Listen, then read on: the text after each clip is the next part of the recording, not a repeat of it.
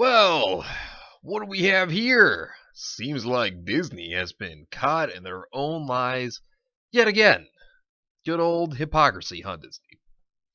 Hey, what is going on, everybody? How are you all doing today? I hope you all are having a wonderful and fantastic day today, and if not, hopefully you all will have a better tomorrow. So, we got a lot to talk about here in terms of Disney and Star Wars. So, Disney has been censoring a couple of things.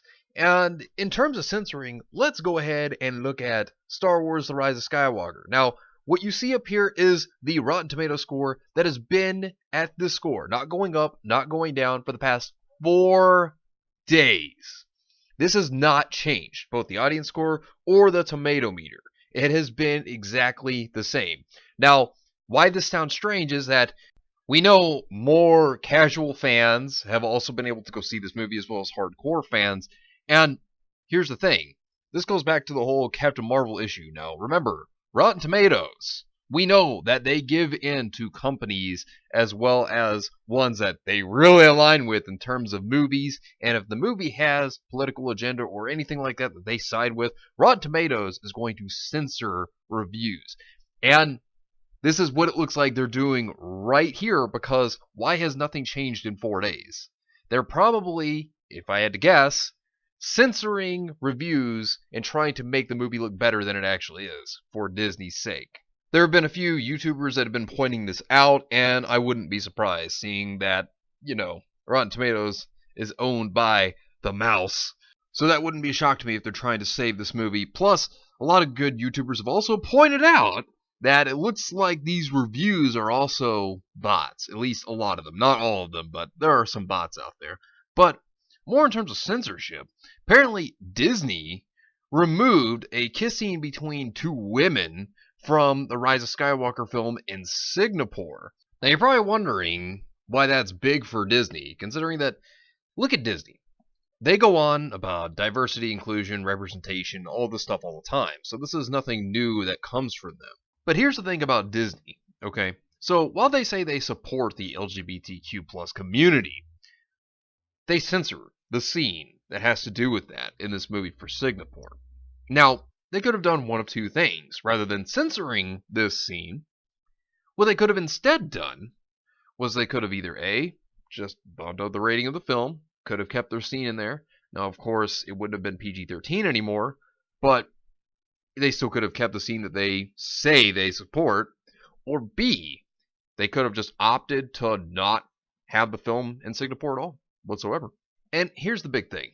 It's like they say they support it until it costs them money. And then it's at that point, like this situation right here, they go ahead and censor the scene, which is very hypocritical of Disney, because there they are lying. Instead of saying, hey, look, we support it, they censor it because it costs them money. A brief kiss between 2 female characters was removed from screenings of Star Wars The Rise of Skywalker in Singapore, a country with restrictive laws against gay people. Well, Disney, you could have made a stand. I mean, instead of censoring this, you could have just said, hey, forget it. Not going to have this film here. Very easy. I mean, they could have made a stand for what they say they support. And, you can say things. And just because you say things doesn't mean you really support it. Doesn't mean that you really mean it. And Disney here, it just seems like they say that they support the LGBTQ community until it's going to cost them something. And in this instance, that's pretty much what this says. That, it cost them in Singapore. Well, sorry. We got to cut this because it'll cost us money. We want your likes, your retweets, everything on woke Twitter, basically. And that's basically what this is saying right here. It's basically saying that if it costs them money, then they're going to just shove out whatever they say they support. Essentially meaning they don't really support it. They're just saying it for clout. Though lasting just a few seconds and hardly a major plot point, the kiss between 2 minor characters was notable as the first overt appearance of gay characters in Star Wars film. Disney cut the kiss to preserve the film's PG-13 rating in Singapore, according to reports. See, here's the thing. Would it seem like this is just being put in for a brief moment and nothing else? It's more like it's an afterthought than it is actually important. Rather than making it impactful, it just feels like it was a shoehorned in moment.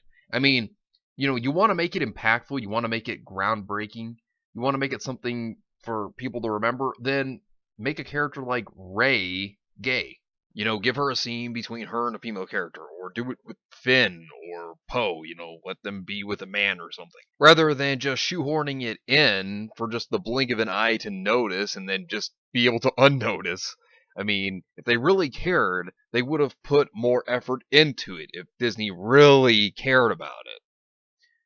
Though lasting just a few seconds and hardly a major plot point, the kiss between two minor characters was notable as the first overt appearance of gay characters in a Star Wars film. Disney cut the kiss to preserve the film's PG-13 rating in Singapore, according to reports. The applicant has omitted a brief scene which, under the film classification guidelines, would require a higher rating. See, this tells you right here that Disney could have just opted for a higher rating, that they didn't have to cut this at all whatsoever. But apparently, because they wanted to go for that PG-13 rating, they decided, oh, let's just cut it anyways, because instead of us getting all the money, we'll get some of the money. So in other words, they basically just threw the gay community under the bus to try to keep the money. That's basically what this comes up to be. The next highest rating, NC-16, would have barred children under 16 from attending. And then Disney did not respond to a message sent on Tuesday. Who's shocked? Let's be real. Who is surprised that they did not respond? Because I can tell you that I am not at all surprised whatsoever that Disney would not respond to that at all. It's all about the money to them, as I said. It's just about the money. Had they really cared, then they would have went up a rating. It's all about the money to them. But then again, that's the whole thing with big companies. It's all about the money to them. It's either all or nothing. There are few mainstream media representations of LGBT people in Singapore, where dating between men is punishable by up to 2 years in prison, and there are no protections against discrimination based on orientation. Anti-gay sentiment runs high in the conservative nation. 60% of Singaporeans surveyed in 2018 opposed gay marriage. Now, here's what I'll say. This is their right to believe that. I disagree with how they feel.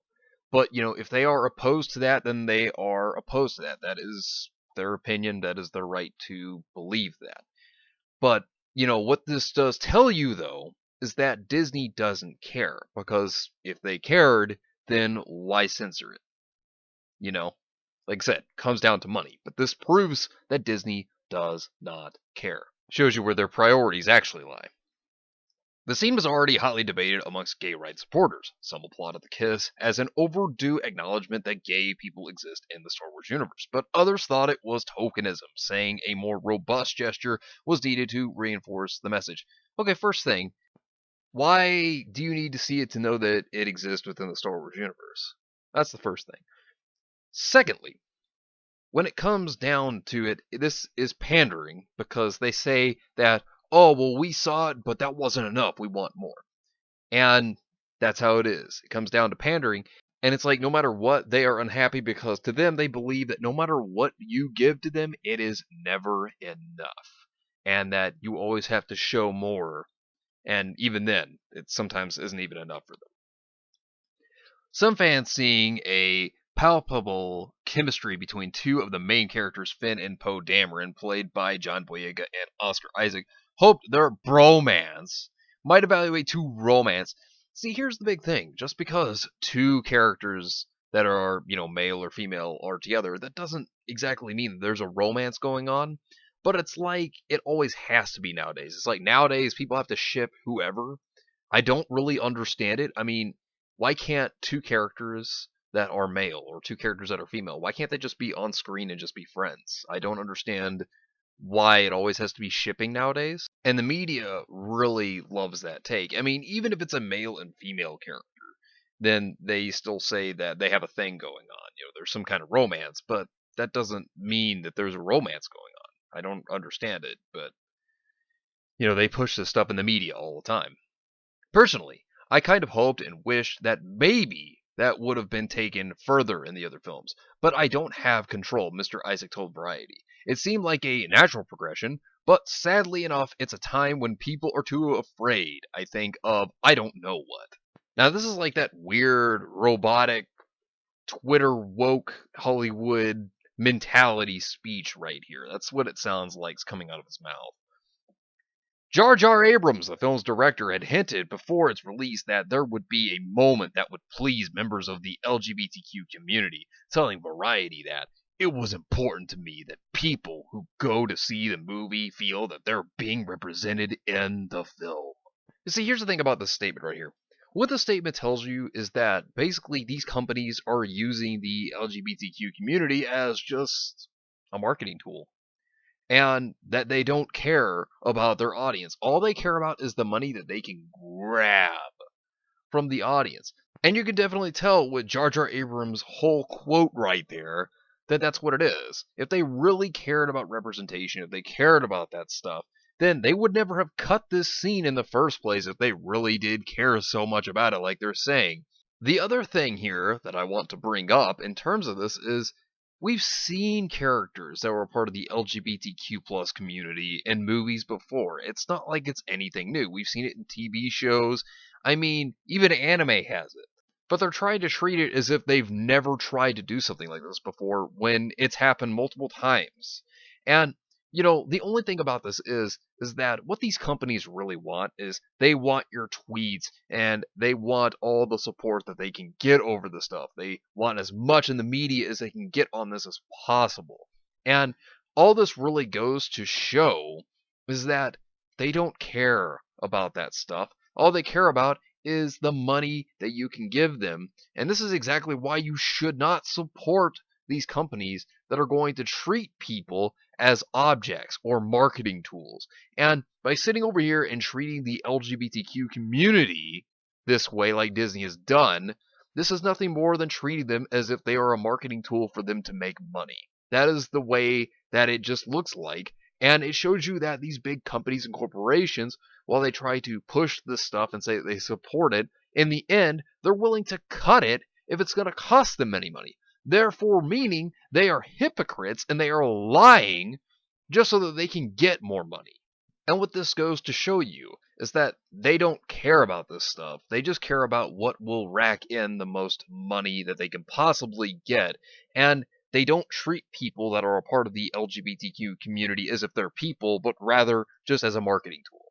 And that's wrong, it's disgusting, it's vile, and they are people like anyone else, and they should be treated as such, rather than what Disney here, for example, is doing while trying to say, oh, we support this, but then cut it at the cost of losing money. It shows how hypocritical Disney is, it catches them on their own lies, but what it also does is basically this is just another high profile example of corporations using causes for marketing that they really don't care about, although they say they do just to try to earn your respect as well as earn your money. And in the end, this is used so they can basically get all the tweets, all the responses, all the likes, all the articles in the media over things like this. That's what's really important to them.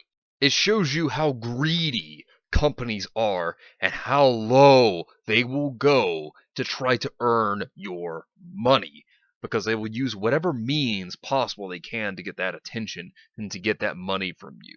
And even if they don't support it, even though they say, I support this, they will use it as their means to just get more money for whatever they want to do or make.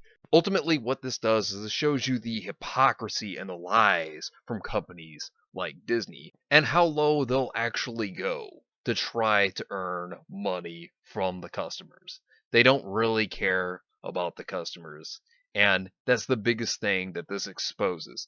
They don't support what they say they do, they just want that money. But anyways, let me know what you think about this entire situation down below. Share the video, spread the word, try to get it out there. It's greatly appreciated. It really helps out the channel a lot.